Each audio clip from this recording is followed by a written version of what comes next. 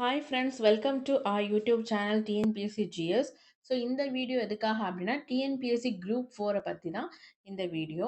So already notification வந்துருச்சு, எல்லாருக்குமே தெரியும். ஸோ என்னைக்கு நோட்டிஃபிகேஷன் வந்துச்சு அப்படின்னா ஜான் 30 வந்துச்சு. ஸோ நம்ம இப்போ அப்ளை பண்ண ஸ்டார்ட் பண்ணிடலாம்.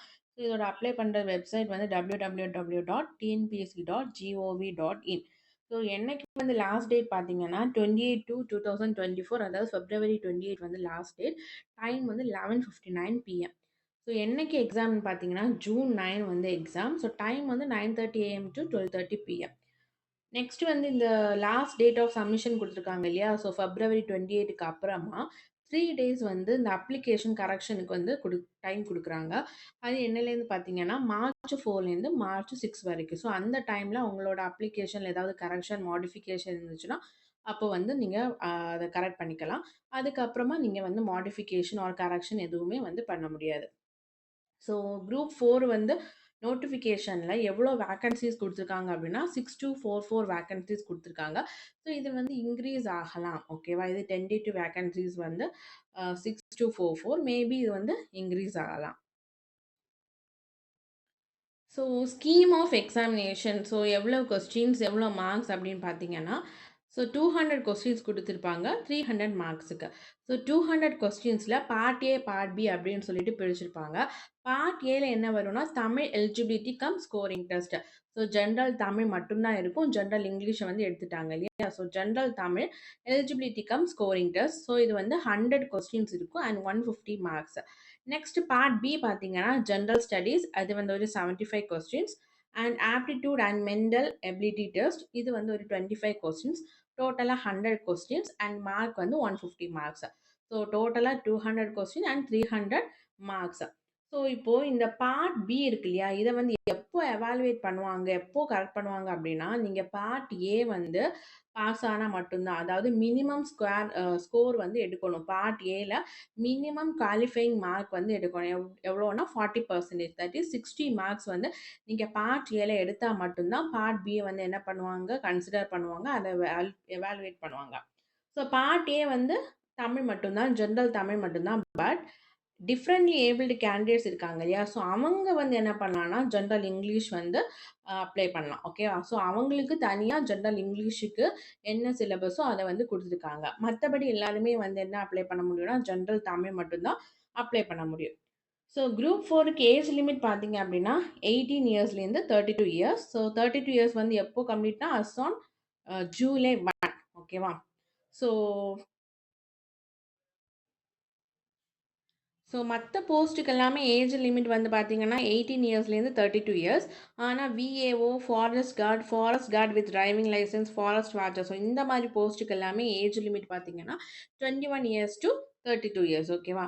ஸோ இப்போ வந்து நம்ம சிலபஸ் பார்த்தீங்க அப்படின்னா என்னெல்லாம் இருக்குன்னா Tamil, aptitude, current affairs, geography, science, history and culture, Indian polity, economics, Indian national movement, history, culture, heritage, and socio-political movements of Tamil Nadu, development administration in India. Okay, sorry, development administration.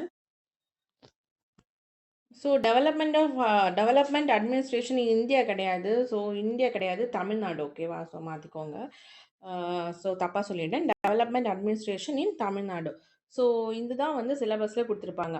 So இதில் வந்து என்னென்ன சப்ஜெக்ட்டுக்கு எவ்வளோ questions வரும் அப்படின்னு சொல்லிட்டு சும்மா ஒரு ப்ரெடிக்ஷன் தான். ஸோ நீங்கள் இந்த மாதிரி வந்து படிச்சீங்க அப்படின்னா கண்டிப்பாக வந்து ஒரு 160 எபோவ் வந்து நீங்கள் எடுத்துடலாம். ஓகே, தமிழ் வந்து 100, அது எல்லாருக்குமே தெரியும். ஸோ தமிழ் நல்லா படிக்கணும். தமிழுக்கு வந்து நல்ல கான்சன்ட்ரேஷன் கொடுக்கணும். ஸோ தமிழ் வந்து 100 கண்டிப்பாக அடிக்கணும். ஓகேவா? ஸோ தமிழ் 100 கண்டிப்பாக எடுத்தே ஆகணும். ஓகேவா? மற்றபடி வந்து என்ன கொடுத்துருக்காங்க அப்படின்னா ஸோ தமிழ் 100. ஸோ கண்டிப்பாக தமிழில் 100 எடுக்கிற மாதிரி படிக்கணும். 6th to 12th தமிழ் புக்ஸை வந்து ஃபுல்லாக தரவாக வந்து படித்து வச்சுக்கோங்க. ஸோ அப்போ தான் நமக்கு 100 மார்க்ஸ் கண்டிப்பாக எடுக்கிற மாதிரி படித்தா தான் எடுக்க முடியும். நெக்ஸ்ட் ஆப்டிடியூட் அப்படிங்கிறது மேக்ஸ் எல்லாம் இருக்கும் இல்லையா? ஸோ அதுதான். ஸோ ஆப்டிடியூடில் 25 அவுட் ஆஃப் 25 எடுத்தே ஆகணும். ஸோ 25 அவுட் ஆஃப் 25 எடுத்தால் மட்டும்தான் நமக்கு தமிழுக்கு 100, ஆப்டிடியூடுக்கு 25, அப்போ 125 வந்து அப்படியே சொலையாக கிடச்சிடும். ஸோ அந்த மார்க்ஸில் தான் நம்ம மற்றபடி ஜென்ரல் ஸ்டடீஸில் கொஞ்சம் கொஞ்சம் ஓரளவுக்கு பண்ணாலே நம்ம வந்து எலிஜிபிள் ஆயிடுவோம். ஓகேவா? 160க்கு மேலேயே நமக்கு எடுக்கலாம். ஸோ நெக்ஸ்ட் வந்து கரண்ட் அஃபேர்ஸ். ஸோ கரண்ட் அஃபேர்ஸ்ல மேக்ஸிமம் ஒரு 10 கொஸ்டின்ஸ் வந்து கேட்பாங்க. Next geography. ஜியோகிராஃபில ஒரு 6 கொஸ்டின்ஸ் கேட்பாங்க. இது வந்து மேபி ஓகேவா? எய்தர் வந்து 6ஆ இருக்கலாம், இல்லன்னா 5ஆ இருக்கலாம். இத விட கூடலாம், ஆனா 5 டூ 6 தான் வந்து கேட்பாங்க. அதே மாதிரி கரண்ட் அஃபேர்ஸ்லயும் ஒரு 10 டூ 12 அந்த மாதிரி நம்ம வச்சுக்கலாம். அப்ராக்ஸிமேட்டான கொஸ்டின்ஸ் தான் நான் வந்து இங்க சொல்லியிருக்கேன். நெக்ஸ்ட் சயின்ஸ் வந்து ஒரு அப்ராக்ஸிமேட்டா ஒரு 10 வந்து கேட்பாங்க. ஓகேவா? அதுக்கப்புறமா ஹிஸ்ட்ரி அண்ட் கல்ச்சர்ல ஒரு 15 கேட்பாங்க. இந்தியன் பாலிட்டில ஒரு 12. இதெல்லாமே ஒரு அப்ராக்ஸிமேஷன் தான். எக்கனாமிக்ஸ்ல ஒரு 6, இந்தியன் நேஷனல் மூவ்மெண்ட்ல ஒரு 5 டூ 6 கொஸ்டின்ஸ் வந்து கேட்பாங்க. Next history, culture, heritage and socio political movements of Tamil Nadu. So இதில் ஒரு 5 கொஸ்டின்ஸ் மேபி கேட்க சான்சஸ் இருக்கு. அதே மாதிரி டெவலப்மெண்ட் அட்மினிஸ்ட்ரேஷன் இன் தமிழ்நாடு. ஓகேவா? அதுலேயும் ஒரு 5 கொஸ்டின்ஸ் கேட்க வாய்ப்பு இருக்கு. ஸோ டோட்டலாக பார்த்தீங்கன்னா தமிழுக்கும் ஆப்டிடியூடுக்கும் 125. மற்றபடி இதில் வந்து பார்த்தீங்கன்னா ஒரு 75 கொஸ்டின்ஸ் வரும். ஸோ இதெல்லாம் பிரித்து வந்து கொடுத்துருக்கேன். இதில் நீங்கள் எதுக்கு வந்து கான்சன்ட்ரேட் பண்ணணும்னு பார்த்தீங்கன்னா இந்தியன் பாலிட்டி வந்து கான்சன்ட்ரேட் பண்ணிக்கலாம். அப்புறமா history and culture, next current affairs, next Indian national movement. இதுக்கு வந்து நீங்கள் நல்லா கான்சன்ட்ரேட் பண்ணீங்கன்னா கூட உங்களுக்கு 160 above வந்து எடுத்துடலாம். மற்றபடி சயின்ஸை விட history, culture, heritage of Tamil Nadu and development administration of Tamil Nadu இதுவும் கூட வந்து நீங்கள் கொஞ்சம் படித்து வச்சுக்கோங்க. ஸோ மெயினாக கான்சன்ட்ரேட் பண்ண வேண்டியது தமிழ், ஆப்டிடியூட், அதுக்கப்புறமா Indian polity, current affairs, Indian national moment, history. So இது வந்து நல்லா கான்சன்ட்ரேட் பண்ணிக்கோங்க. மற்றது படிக்க வேணாம்னு சொல்லலை, மற்றதும் படிங்க. ஆனால் ஃபுல் கான்சன்ட்ரேஷன் வந்து இதில் தான் நீங்கள் இருக்கணும். ஓகேவா? ஸோ நான் இந்த அந்த யூடியூப் சேனல்ல மேக்ஸ் 25 அவுட் ஆஃப் 25 எடுக்கிறதுக்கு பார்க்கணும். அதுக்கு நீங்கள் ப்ரீவியஸ் இயர் கொஸ்டின் பேப்பரை வந்து சால்வ் பண்ணி பார்க்கலாம். ஸோ நான் இங்கே யூடியூப்ல ப்ரீவியஸ் இயர் கொஸ்டின்ஸ் டெய்லி ஒரு 5 கொஸ்டின்ஸ் வந்து சால்வ் பண்ணி உங்களுக்கு வீடியோவாக போடுறேன். ஸோ நீங்கள் அதை பார்த்துக்கோங்க. ஸோ அதை வச்சு நீங்கள் வந்து ப்ராக்டிஸ் பண்ணாலே வந்து உங்களுக்கு கண்டிப்பாக 25 அவுட் ஆஃப் 25 எடுக்க முடியும். ப்ராக்டிஸ் மட்டும் பண்ணாமல் இருக்காதீங்க. மேக்ஸு கண்டிப்பாக ப்ராக்டிஸ் வந்து தேவை. ஸோ நமக்கு தெரியுமே அப்படின்னு சொல்லிட்டு ப்ராக்டிஸ் மட்டும் பண்ணாமல் இருக்காதீங்க. கண்டிப்பாக ப்ராக்டிஸ் பண்ணுங்கள்.